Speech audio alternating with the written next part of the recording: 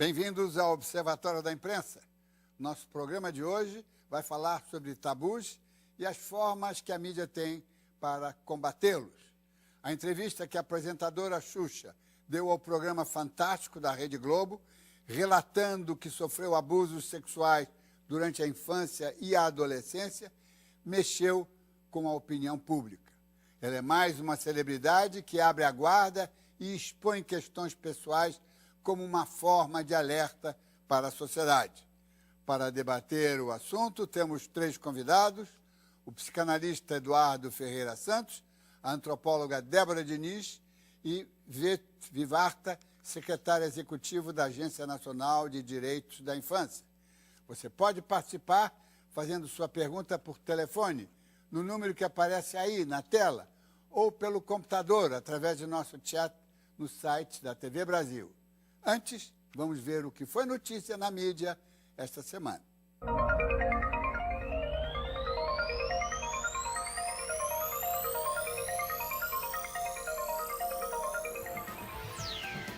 Uma entrevista feita por uma repórter do programa Brasil Urgente, da Band, em Salvador, foi parar na internet e causou revolta. Mirela Cunha agiu de forma agressiva com um jovem acusado de estupro e ainda debochou no ar por ele não saber o nome do exame que a vítima deve fazer para comprovar uma violência sexual. Vai tentar fazer o exame de próstata, né? E vai de próstata, deixa quieto, nem quero mais. Você não disse que queria, tava com vontade? A posta logo por trás. O vídeo bombou na rede e gerou notas de protesto do Sindicato dos Jornalistas e da OAB da Bahia. A Band emitiu um comunicado prometendo que adotará medidas disciplinares contra a repórter. Ainda não adotou. No Tocantins, outro repórter da Band teve que ouvir uma lição de moral do entrevistado. Após um acidente, um motorista ajudava os bombeiros a prestar atendimento à vítima, quando foi interpelado pelo jornalista, que falou o que quis, mas ouviu o que não quis. Acho que as pessoas não devem ser informadas, não? Deve, mas da maneira correta, não igual você está falando, rapaz. Você não tem escrúpulo nenhum. De qual TV que você é? De qual jornal? TV Band, programa Primeira Mão. Pois é, vai estudar, aprender, entrevistar uma pessoa, viu?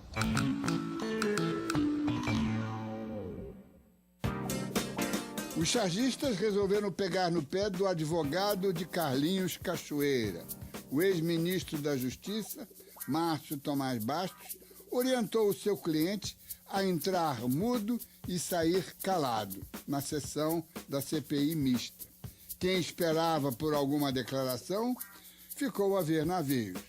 O bicheiro ficou de bico calado, mas o seu silêncio caiu na boca do povo.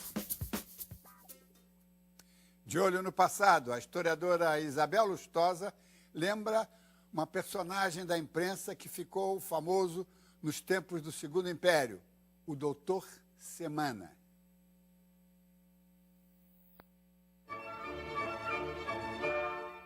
Uma campanha de propaganda garantiu o sucesso da Semana Ilustrada em sua estreia em 1860. Seu editor, o alemão Henrique Flius, produziu o primeiro anúncio ilustrado, espalhando cópias da capa da revista pelos 4 cantos do Rio de Janeiro. Flius aqui chegara em 1859, munido de uma carta de apresentação do cientista von Martius, amigo de Dom Pedro II. Logo estabeleceu uma oficina gráfica, a qual associou, a partir de 1861, o Instituto Artístico, destinado a formar jovens carentes como profissionais gráficos. O curso durava 3 anos e teve entre seus alunos João Henriques de Lima Barreto, pai do escritor Lima Barreto. Valendo-se do lema "Rindo, corrige os costumes", a Semana Ilustrada tornou populares as figuras do Doutor Semana e de seu criado, o Moleque. O primeiro seguia a tradição da caricatura germânica, em que uma vasta cabeça se equilibra sobre um corpo pequeno. O Moleque, sempre vestido de libré, fazia os comentários irreverentes que davam o tom satírico. Mas o sucesso da revista se devia também aos seus redatores, dentre os quais destacavam-se Machado de Assis e Joaquim Manuel de Macedo. Durante a Guerra do Paraguai, a Semana Ilustrada mandou para o Teatro de Operações um elenco de correspondentes de guerra, com o que, como disse no editorial que deu início àquela cobertura, os leitores da Semana poderiam ter uma coleção completa do que será, por assim dizer, a história ilustrada da Guerra do Rio da Prata. Por seu irrestrito apoio ao governo imperial, a publicação de flyers vem sendo desvalorizada pela historiografia. No entanto, a Semana Ilustrada durou 16 anos e é fonte fundamental para conhecer a história do Brasil do período. No momento em que a sociedade brasileira se dispõe a pagar o alto preço da busca da verdade, a apresentadora Xuxa Meneghel entra em cena com uma contribuição corajosa e penosa. A confissão que fez no programa Fantástico há 10 dias sobre os abusos sexuais que foi vítima quando criança até a adolescência chocaram o país. A sociedade cordial, complacente, despreocupada, de repente foi obrigada a defrontar-se com uma violência que não parece rara, mas teima em ignorar. O fato desta violência ter ocorrido numa família da classe média, aparentemente estruturada e distante da miséria que geralmente associamos à promiscuidade, torna ainda mais dramáticas as revelações da apresentadora. A extraordinária repercussão acionou um movimento de respeito e de solidariedade em todos os escalões e esferas, chegando à Secretaria de Direitos Humanos da Presidência da República, ministra Maria do Rosário. Não faltou a dose habitual de chacota e cinismo, atribuindo-se o gesto de expor tão cruamente sua vida íntima a uma compulsão marqueteira de quem está no showbiz. O deboche não colou. No programa seguinte, foi lembrado outro caso, no interior de São Paulo, envolvendo um pai, advogado, defensor de direitos humanos, que durante anos brutalizou não apenas a filha, também um filho menor. Esta violência não é isolada. Ela nos remete às revelações de pedofilia em entidades religiosas e à noção de que o pecado pode ser amenizado no confessionário. Xuxa sacudiu uma sociedade que não gosta de ser sacudida nem incomodada. A imprensa tem o dever de ajudá-la a derrubar a hipocrisia. Eu fui abusada, então eu sei o que uma criança sente, sabe? A gente sente vergonha, a gente não quer falar sobre isso. A gente acha que a gente é culpada. A gente acha que... Eu sempre achei que eu estava fazendo alguma coisa, ou era a minha roupa, ou era o que eu fazia que chamava atenção, porque não foi uma pessoa, foram algumas pessoas que fizeram isso. Em um emocionado desabafo durante o quadro O Que Eu Vi da Vida do Fantástico, a apresentadora Xuxa Meneghel revelou ter sofrido abuso sexual na infância e na adolescência. Aconteceram muitas vezes. Parou aos 13 anos, quando eu consegui fugir. Agora tem essas coisas que para mim me doem, me machucam, me dá... A palavra é essa, me dá vontade de vomitar. Quando eu lembro que tudo isso aconteceu, eu não pude fazer nada. Porque eu não sabia, eu não tinha experiência. O que é? O que uma criança tem de experiência? O que ela pode fazer? A reação da sociedade às declarações da apresentadora foi imediata e o assunto repercutiu nas redes sociais. A iniciativa de Xuxa foi elogiada por especialistas por encorajar a discussão do tema. A pessoa quer contar alguma coisa, quer que repercuta para os outros, mas especialmente quer que repercuta para si própria. Ela quer ser ouvida naquilo que na intimidade dela ela não conseguiu se fazer ouvir o suficiente. A ministra dos Direitos Humanos, Maria do Rosário, destacou a coragem da apresentadora. Nos dias seguintes à exibição do quadro, houve um aumento de 30% nas denúncias de abuso sexual. Quem está, por exemplo, em casa, escutando, ele recebe o impacto daquilo que ouviu e que bate ou nele, ou em alguém que ele conhece, repercute, reverbera. Isso tem uma importância afetiva muito grande. A postura da apresentadora também encontrou críticas. Para alguns famosos e muitos anônimos, a exposição da intimidade da artista teria sido um golpe de marketing. Nos últimos anos, o relato de celebridades sobre questões pessoais delicadas tem estimulado a população a procurar ajuda. A mídia é um modo de difundir, um modo hoje especialmente vigoroso, de difundir várias opiniões já sedimentadas na vida social. Mas também é um modo usado por muitos para fazer uma catarse. Catarse é uma figura que Aristóteles trouxe para o Ocidente, que diz uma purgação. A pessoa purga uma certa situação já vivida anteriormente e a qual ela não pôde dar vazão. A mídia pode ser um importante aliado. Quem suspeitaria do pai, um advogado de prestígio, integrante da Comissão de Direitos Humanos da OAB de uma rica cidade do interior paulista? Parecia que eu estava dormindo, e sempre de madrugada. Aí eu acordava, eu já estava com a mão nos lugares, assim.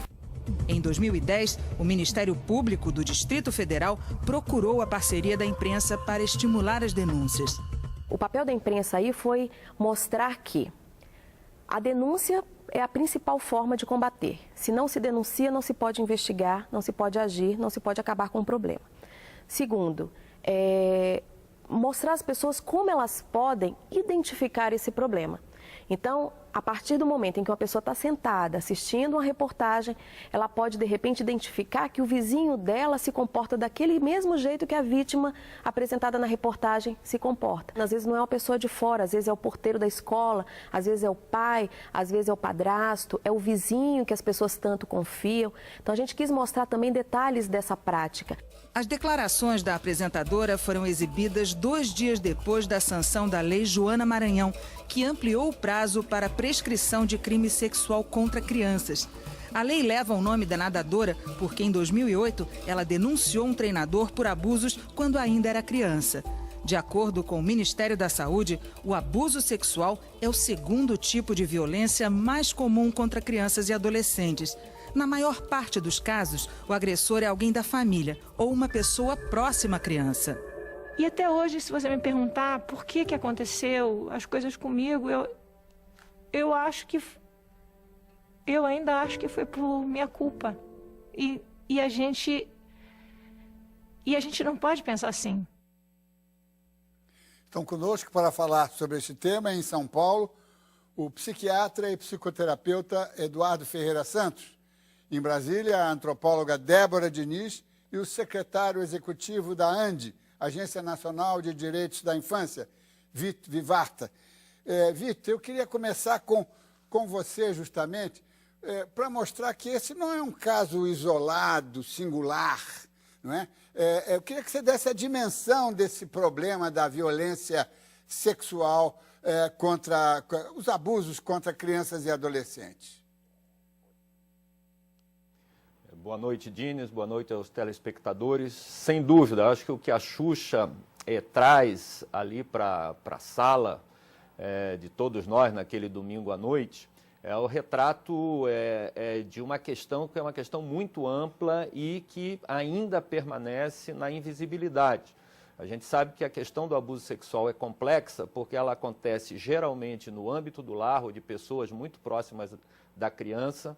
E a família acaba ou ignorando, se omitindo, ou buscando até preservar o abusador em função de todas as questões que seriam geradas por um processo de denúncia, por trazer a público essa questão. Então, eu acho que esse ato da Xuxa é muito corajoso porque ele ajuda a sociedade a olhar para algo que acontece com muito mais frequência do que a gente imagina, mas está cercado sempre de medo, de vergonha, de negação dessa realidade. Então, personalidades, celebridades trazerem com coragem esse tipo de situação à tona, sem dúvida, começa a nos ajudar a tomar uma dimensão real em relação ao fenômeno.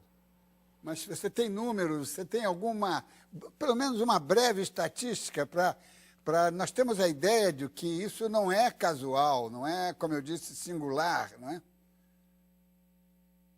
Acho que existem números, eu não tenho, mas o que nós sabemos é que os números, eles dificilmente retratam a realidade da questão, porque essa é uma questão que acontece entre quatro paredes, ela é muito pouco noticiada, há um processo de subnotificação, exatamente por causa disso. A criança tem dificuldade em se expressar, a criança se sente culpada ou com muito medo de denunciar o agressor, e a família acaba protegendo. Então, o que se tem são projeções estatísticas e o que se tem é campanhas, o trabalho, seja de organizações da sociedade civil, seja do poder público, no sentido de capacitar determinados atores sociais a identificar o problema e apoiar a criança no processo de denúncia. Então, a escola deveria estar sendo envolvida nesse processo, os educadores deveriam estar qualificados a identificar sinais de abuso no comportamento da criança e também, no campo da saúde pública, é muito importante que os profissionais estejam qualificados para isso, para apoiar essa criança quando se identifica potenciais sinais desse abuso, dessa violação. Mas em relação à dimensão real do fenômeno, você tem uma dificuldade grande, porque é ilícito, porque está cercado desse tabu e os números que se tem registrados em termos de denúncia, eles realmente representam uma parcela muito pequena do que acaba acontecendo na vida real. Doutor Eduardo Ferreira Santos, na sua clínica, nos seus outros trabalhos, o senhor, por acaso, porque esse caso da Xuxa, ela é a vítima, não é? Ela foi abusada e viveu muitos anos com esse horror dentro dela, até que botou para fora. Agora, e o abusador, o agressor, o senhor, por acaso, já foi procurado por alguém que quer fazer a catarse, como disse o Chaim Katz, não é? Quer purgar esse crime de ter abusado de uma criança, em geral, próxima da família? Não, olha, boa noite a todos. Em primeiro lugar, eu queria falar que eu nunca fui procurado por um abusador contumaz, aquele que se manifesta de ter feito com alguma pessoa, com alguma constância, um papel de abusador. Mas algumas pessoas, alguns pacientes, chegam a contar que em algum momento de vida, numa situação particularmente delicada, tiveram a oportunidade de uma bulinação numa criança, uma situação de sexualidade em relação à criança, e eles confessam e contam isso com muita vergonha, porque não faz parte da sua característica, do seu traço de personalidade. Porque o abusador, na verdade, ele tem um desvio de personalidade, ele não sente vergonha, ele não sente remorso. E esse tipo de pessoa dificilmente vai procurar uma ajuda psiquiátrica, dificilmente vai procurar uma ajuda. Ele acaba sendo descoberto, acaba confessando essas coisas quando colocado num sistema judiciário, quando ele é mostrado, né, quando lhe é mostrada a sua ação criminosa. Agora, eu só queria complementar o que foi falado, que isso não é de agora, não é novo, é uma questão muito antiga, e só para você ter uma ideia, o telespectador também, no final do século retrasado, quando Freud começou a estudar os seus pacientes com histeria, o Freud denunciou, naquela Europa vitoriana, ele denunciou que havia casos de abuso sexual contra as crianças. E a sociedade como um todo se revoltou contra essa revelação. Como? Isso não é possível, isso não existe. Isso levou o próprio Freud, o grande pai da psicanálise, a voltar atrás e criar a teoria da sedução, que é o que muita gente acaba usando hoje em dia. Não, a criança não foi abusada, ela imagina que foi abusada, quando na verdade ela foi de fato abusada, muitas vezes com violência, e aí ela acaba tendo vergonha e ela assume a culpa por aquilo que foi cometido por um maior que está ali perto dela. Débora Diniz, na condição de antropóloga, como é que você vê toda essa questão? Quer dizer, não é só o abusador e a criança abusada, o jovem abusado, mas tem aí uma coisa chamada família, na estruturação familiar. Como é que você vê isso? Quer dizer, essa violência no seu contexto social, não é? Muito boa noite. A própria história da Xuxa toca na sua pergunta. A Xuxa ela faz várias vezes referência à figura da mãe e à dos irmãos. Ela diz: eu não contei a ninguém, nem sequer a minha mãe sabia o que acontecia comigo. Nós costumamos dizer que a questão da violência contra as crianças, ela se constitui como um binômio das crianças e de suas mães. É muito fácil quem vive fora desse contexto de opressão, de silêncio, de violência, dizer por que essas mães não denunciam esses homens, que algumas vezes podem ser seus maridos, namorados, companheiros ou homens que fazem parte desse regime doméstico de convivência com as crianças.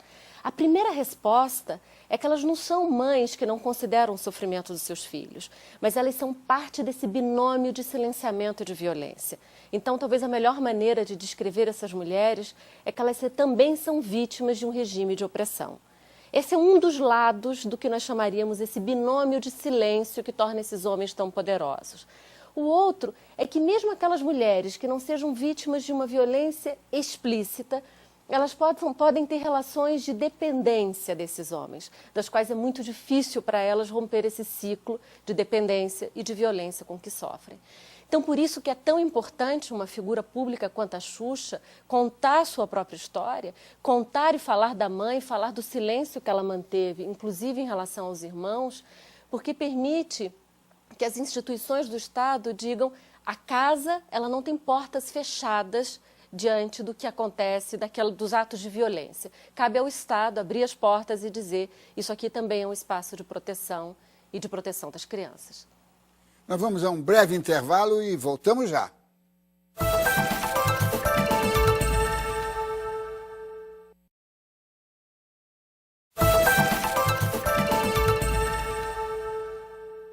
O Observatório da Imprensa está de volta. Nosso debate de hoje é sobre o papel das celebridades na denúncia de questões que a mídia muitas vezes trata como tabus. Nos Estados Unidos, essa é uma prática comum, como nos conta o correspondente Lucas Mendes.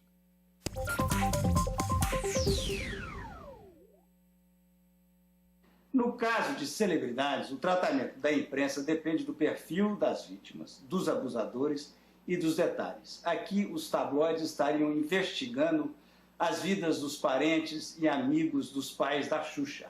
Um prato feito para sensacionalismo. Oprah, apresentadora milionária, popular e influente, contou a sua confissão num best-seller. Apesar de detalhes contundentes, ela soube neutralizar a exploração dos tabloides. A poetisa Maya Angelou também confessou em livro que foi vítima de um estupro aos 8 anos que a deixou muda por muito tempo. Até a década de 90, havia um debate se abuso sexual de crianças devia ir para cortes civis ou criminais. Mas o estupro e a morte de Meghan Kagan, em 94, gerou uma explosão de leis estaduais rígidas, conhecidas como leis de Meghan. Mesmo depois de cumprir suas sentenças, os abusadores são obrigados a dar seus endereços para a polícia e estão na internet. Só a Califórnia tem 65 mil nomes. Os críticos dizem que custa caro manter essa supervisão de abusadores. E pior do que isso, ela não reduziu o número de abusos sexuais de crianças. Viti Vivarta, eu acompanho há muitos anos, acho que mais de uma década, o trabalho da ANDI, né, que justamente é uma agência que trata e leva para a imprensa o material sobre o assunto e motiva a imprensa, o que se pode fazer para que esse episódio ele possa ter uma penetração, ele possa realmente gerar desdobramentos capazes de levar esse assunto para a sociedade começar a abrir os olhos para isso, porque a sociedade brasileira se convenceu de que é cordial, que somos todos felizes, e é muito difícil que ela se convença que nós vivemos, às vezes, à beira do abismo. Diniz, eu vejo pelo menos 2 caminhos importantes que a imprensa poderia estar trilhando nesse processo. Acho que o primeiro é buscar, a partir dessa denúncia, qualificar, aprofundar o debate, né? Não ficar só no impacto dessa informação, que claro que mexe com a opinião pública, mexe com todos nós, mas passar a contextualizar por que essa situação acontece, como ela acontece e principalmente como é que as pessoas podem passar a identificar e a buscar ajuda em relação a esse tipo de quadro. Eu acho que existe muito espaço, muita necessidade de uma informação que vá além do sensacional, que reconheça o quanto é impactante essa situação, mas ajude a sociedade, ajude as famílias a lidarem com essa questão. Acho que esse é um trabalho que cabe à imprensa no pós-denúncia, ajudar essa reflexão por parte da sociedade. Agora, acho que no caso da Xuxa, especificamente, há um segundo aspecto que podia ser explorado. A Xuxa é uma celebridade um pouco diferente no cenário brasileiro. Ela vem desenvolvendo um trabalho com crianças, um trabalho principalmente voltado à questão da violência contra a criança, de muita consistência. Ela criou uma fundação, essa fundação vem há muitos anos investindo com qualidade, de forma técnica em relação a essas questões, se envolveu diretamente em relação à lei que está tramitando no Congresso Nacional, buscando colocar em foco a violência contra a criança dentro de casa como ferramenta pedagógica, entre aspas, ou seja, há um trabalho consistente. É pouco comum, tristemente, é pouco comum no Brasil você encontrar celebridades que assumem uma função social. E a pergunta, né, que eu acho que é importante e que a mídia poderia estar repercutindo afinal, qual é a função de uma celebridade num país como o nosso? Será que a celebridade deveria estar só ganhando, só levando para casa a partir dessa posição privilegiada que ela ocupa na sociedade? Ou ela poderia estar dando uma contribuição, ela poderia estar assumindo uma função social maior? Quando a gente vai olhar a experiência de outros países, democracias mais consolidadas, você encontra celebridades no maior número assumindo esse papel social, se identificando com causas, definindo um papel mais consistente em relação a determinadas agendas, criando suas fundações, institutos. Eu acho isso um processo interessante. A gente precisa fazer essa reflexão. Eu acho que a gente acaba definindo um modelo meio perverso, onde a celebridade entra na tua casa, não tem o menor problema em vender N produtos nos comerciais, na publicidade, não tem problema em vender no merchandising das novelas, mas se acha constrangida em assumir uma causa e se identificar e também dar a sua contribuição em relação às mazelas do nosso país, que não são pequenas. Então, acho que a Xuxa, pelo perfil que ela construiu nos últimos anos, ela também abre para a imprensa a possibilidade de discutir por que é que nós somos tão pouco maduros em relação a essa função social, a essa função das celebridades em trazerem atenção e contribuírem para a discussão e para o avanço em relação a um cenário tão desigual que a gente vive em nosso país. Doutor Ferreira Santos, um dos momentos, e nós vimos aqui reproduzido, mais comoventes, mais perturbadores, eu diria, né? Eu já vi essa cena várias vezes e toda vez que vejo a Xuxa dizendo isso é tocante, né? Ela reconhecendo que ela se sentiu culpada, ela não sabia o que tinha feito, que coisas ela tinha feito ou se vestido para merecer aquela violência, né? Como é que o senhor vê isso como psiquiatra e psicoterapeuta? Quer dizer, a criança não sabe, ela é inocente, ela é ingênua, não é?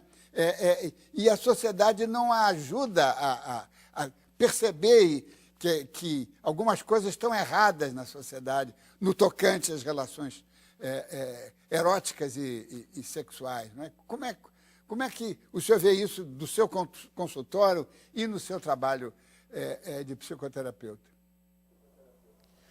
Na verdade, o que a gente vê é assim, como a criança não tem, na verdade, a consciência absoluta do que está acontecendo. Ela passa a ter uma consciência, uma crítica maior sobre a violência que ela sofreu quando ela chega no início da puberdade. E aí volta tudo para trás e ela se relembra daqueles momentos e daquelas situações e ela fica num misto de revolta, culpa, medo, o que ela pode fazer, o que ela tentou fazer. Muitas crianças tentaram denunciar para suas mães o que estavam sofrendo, mas não foram ouvidas. Foram tidas como loucas, vamos dizer, ou como se elas estivessem fantasiando. Eu vi vários pacientes, mulheres, e meninos também. Isso não é um crime exclusivo de mulheres, não são só as meninas que sofrem esse tipo de violência.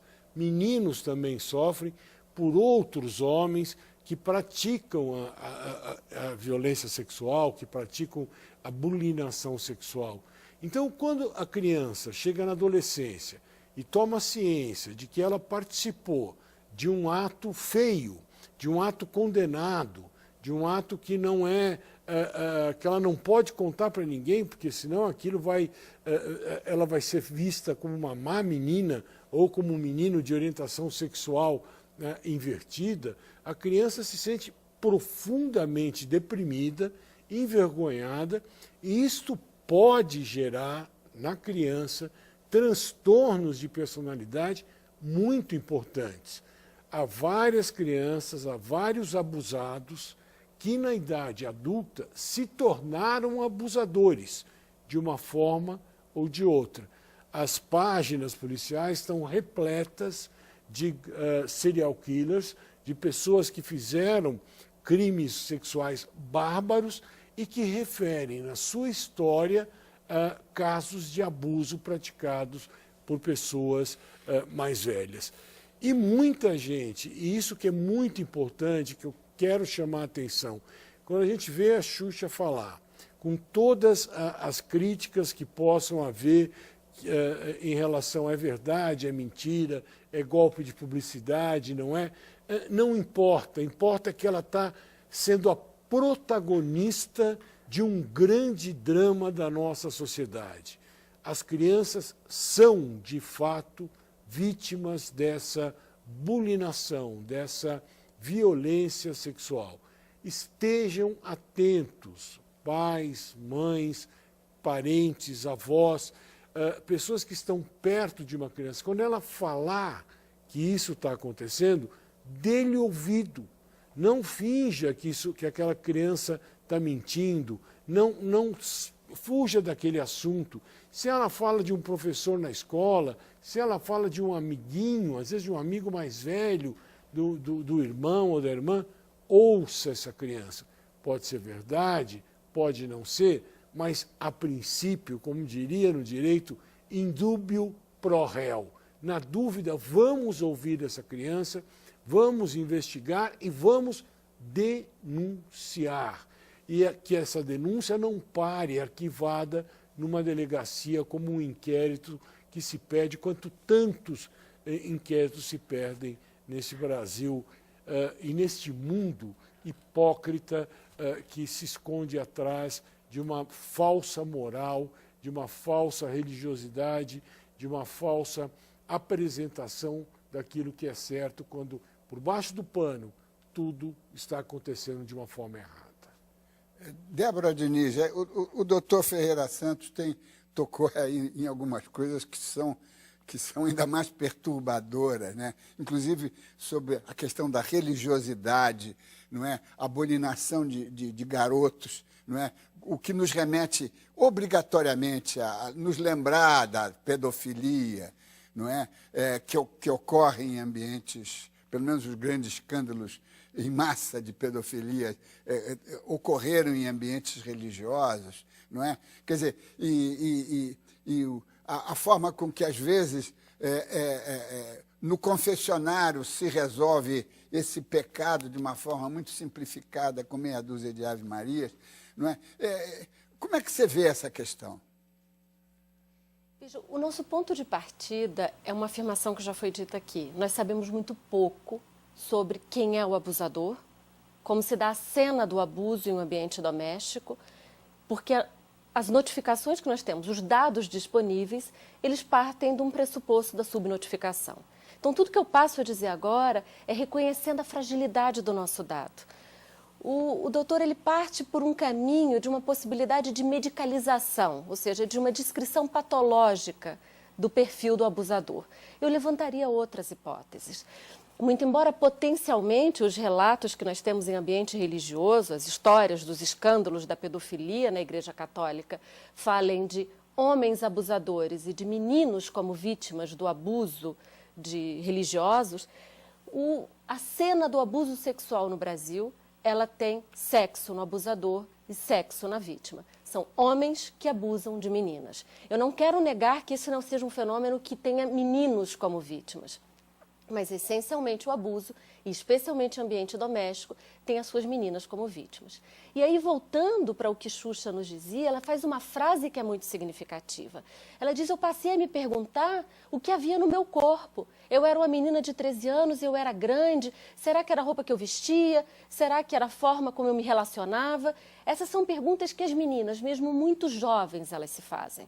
E o que essa pergunta nos diz sobre algo de uma opressão que nós chamamos de uma opressão sexual e de uma opressão de gênero que faz parte da sociedade brasileira, em que nós devolvemos para a vítima, nós devolvemos para o corpo das meninas e das mulheres uma responsabilização pela mera existência. Nós precisamos dizer a essas meninas, como é preciso dizer a Xuxa, você não tem nenhuma responsabilidade pelo corpo que habita, pelo sexo que carrega entre as pernas. Me parece uma afirmação absolutamente paradoxal. Mas o caminho da medicalização, ele transforma os abusadores em seres únicos e possíveis de serem identificados e monitorados, como é a política sexual nos Estados Unidos. Eu diria que o nosso desafio é muito maior. O abusador ele pode ser um sujeito absolutamente normalizado na vida social e que está protegido por algo silencioso, a uma ordem de opressão de gênero que faz com que as mulheres tenham que fazer, como foi um tema dessa semana, a Marcha das Vadias no sábado, que foi em várias capitais no Brasil, em que as mulheres já mais velhas, adolescentes e jovens mulheres, de saírem à rua vestindo mini-saia, com roupas transparentes, elas estão provocando essa ordem sexual que dizem o seu corpo, ao meramente existir, ela é disponível para o olhar de homens abusadores. Me parece que essa é uma grande afirmação de fundo que precisamos desafiar para o enfrentamento do tema do abuso. Viti Vivarta, tem aqui um telespectador de Porto Alegre, Pedro Chaves.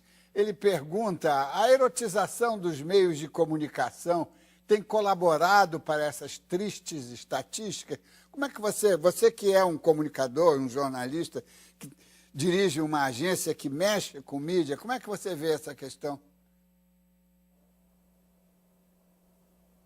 Eu acho que ele faz parte de um contexto mais amplo, né? A gente não pode negar a influência da mídia.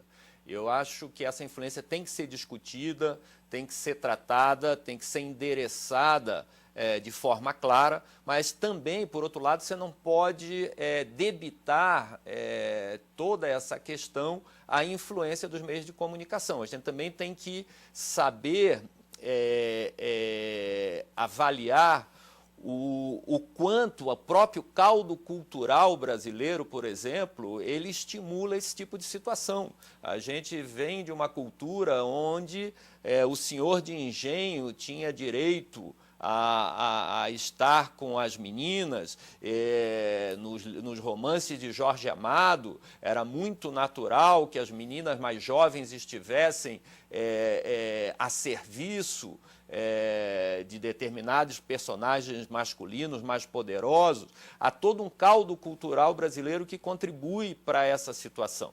E o quanto a mídia de massa, que está dentro da nossa casa todo dia, a partir das suas obras de ficção, por exemplo, das novelas, das séries, dos filmes, pode contribuir para naturalizar uma erotização precoce. Eu acho que esse é um dado importante. A gente encontra no cenário internacional uma série de pesquisas, pesquisas consistentes, amplas, demonstrando que essa influência pode acontecer e pode acontecer de forma a gerar impactos bastante grandes. Então, eu acredito que essa preocupação deveria ser parte das chamadas políticas de comunicação e dos marcos legais do campo da comunicação, mas sempre pautadas, qualquer tipo de organização desse cenário, a classificação indicativa, por exemplo, dos conteúdos audiovisuais da televisão,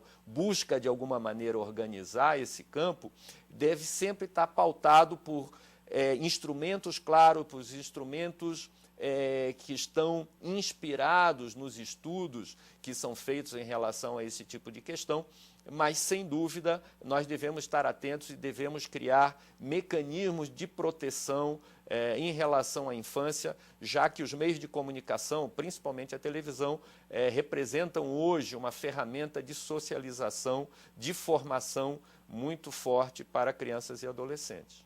Vamos fazer um breve intervalo e voltamos já.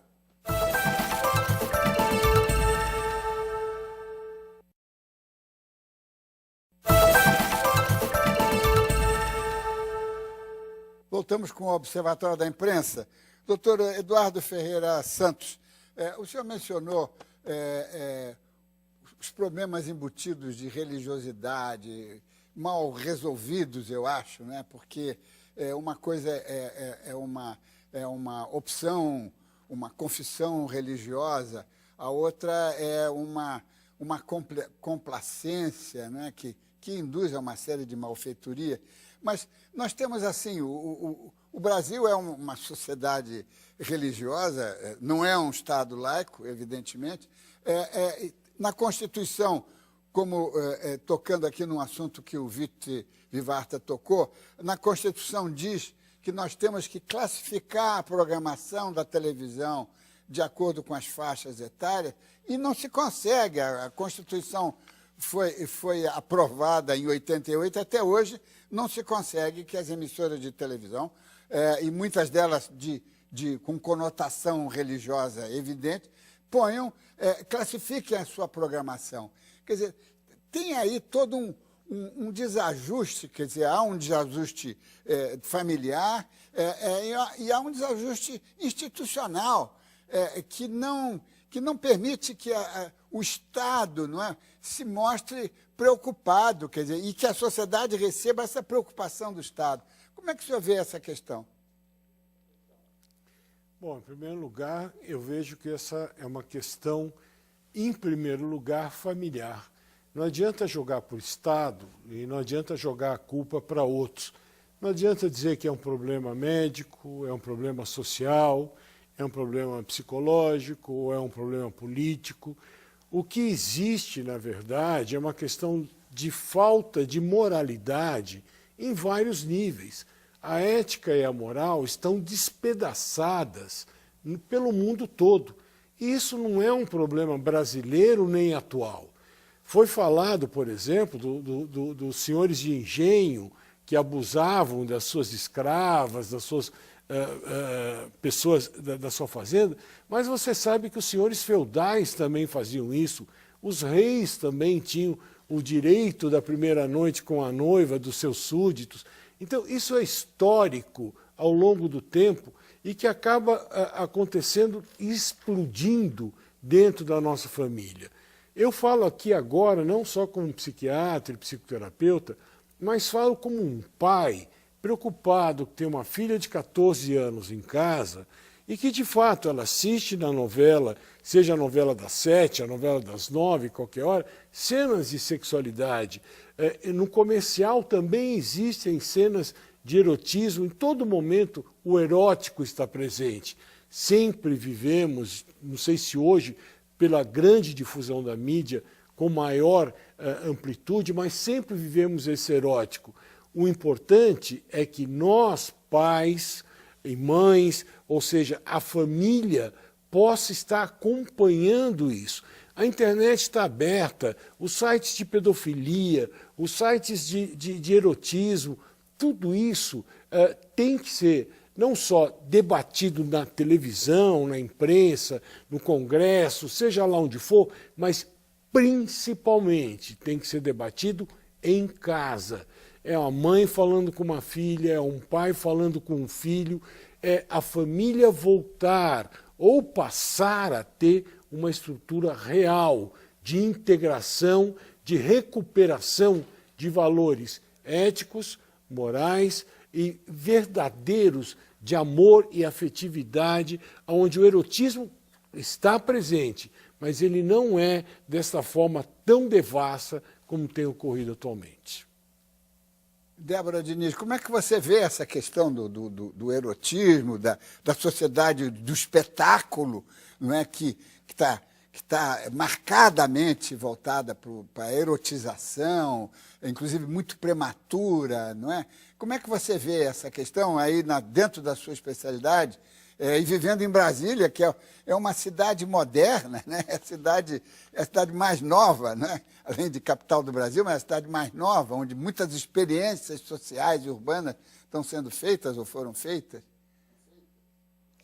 Veja, teve dois momentos que nas suas perguntas você chamou a questão da pouca secularização do Estado, dos papéis das religiões e de como nós poderíamos pensar todo esse contexto que é trazido pelas religiões, se eu entendo bem a sua pergunta, e de repressão sexual, e agora com essa cultura do espetáculo, essa sociedade do espetáculo em torno do sexo. Me parece que essa é uma ambivalência estrutural da sociedade brasileira. Nunca falamos tanto de sexo e de sexualidade, inclusive na infância, inclusive na pré-adolescência e na adolescência. Mas nunca vivemos sobre tanta repressão em matéria sexual. E uma parte importante da fundamentação dessa repressão sexual, ela não é apenas religiosa, mas é também religiosa. E me parece que esse é um paradoxo de fundo que nós ainda entendemos pouco de como isso se relaciona com o silêncio em torno do abuso. Eu não diria que, é claro que nós temos os grandes escândalos dos últimos anos, em torno particularmente da Igreja Católica, e dos escândalos dos abusos com as crianças, com os meninos que eram coroinhas e vinculados à igreja, mas nós não temos como fazer uma correlação entre essas duas forças.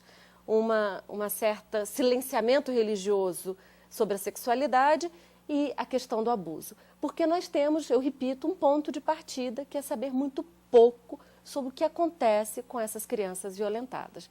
Mas me parece que esse é um paradoxo de fundo que nós precisávamos entender melhor da sociedade brasileira.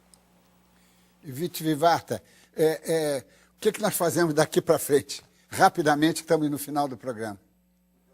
Então, eu vou ser rápido, não sei se eu vou responder a tua pergunta, mas eu queria trazer uma informação de um comentário que você fez. A classificação indicativa, ela tem funcionado no Brasil nos últimos anos. É uma coisa recente, são 4, 5 anos, depois de 22 décadas de tentativa de implementá-la, e está funcionando tão bem que as emissoras entraram no STF contra o modelo que está sendo aplicado pelo Ministério da Justiça. Está em julgamento, nesse momento, no STF. O argumento delas é que temos censura, temos restrição à liberdade de expressão. Quem sabe essa é uma pauta aí para um observatório de imprensa, porque o ministro Joaquim Barbosa pediu vistas ao processo, o julgamento está temporariamente suspenso, mas as emissoras não estão satisfeitas porque, pela primeira vez na história do Brasil, parece que a classificação está minimamente organizando o cenário. Está organizando, mas não está, porque elas não querem aceitar as suas responsabilidades sociais. E com isso, chegamos ao final do programa.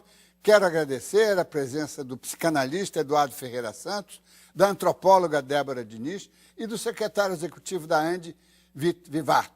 Nosso programa termina aqui, mas continua nas redes sociais e em nosso site, 7 dias por semana, 24 horas por dia. Afinal, acompanhando o Observatório da Imprensa, pela TV, pela internet, pelo rádio, você nunca mais vai ler jornal do mesmo jeito. Boa noite.